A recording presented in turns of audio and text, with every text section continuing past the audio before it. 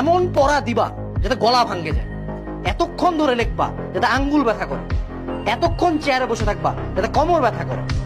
তোমার যে এই যে খারাপ লাগা অপমান, এটার কারণে তুমি চাইলে হাতে চুরি পরে সুন্দর মতো রুমের মধ্যে সাবনুরের মতো বিছানার মধ্যে ধাপ দিয়ে যায়, মেডিকেল হয় না।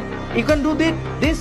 অথবা প্রত্যেকটা খারাপ কমেন্টের স্ক্রিনশট রাখা, প্রত্যেকটা মানুষের চেহারা খেয়াল রাখা, প্রত্যেকটা মানুষ যারা কথা শুনেছে তাদের কথা খেয়াল রাখা, এন্ড সেগুলাকে মনের মধ্যে পোষা।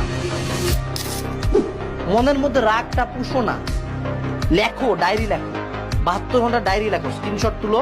স্ক্রিনশট সবচেয়ে নেগেটিভ যে কমেন্টটা হয়েছে না তোমাকে নিয়ে, ওটা স্ক্রিনশট ওয়ালপেপারে দিয়ে মনের মধ্যে একটা চ্যাট উঠছে না, 72 ঘন্টা পরে এই চ্যাটটা যাবে পড়াশোনা এবং বইয়ের উপর।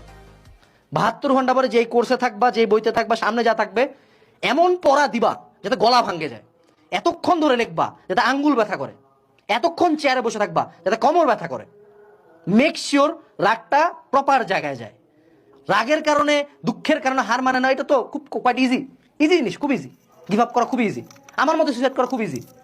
একটা রিক্সাওয়ালা চালিয়ে কালকে সুইসাইড করতে পারে, ভ্যালিড রিজন আছে তার কাছে, বাট সে কি করে? ফাইট করে। So be that guy, be that girl, fight করো, অ্যাঙ্গারটাকে জায়গা মতো কাজে লাগাও।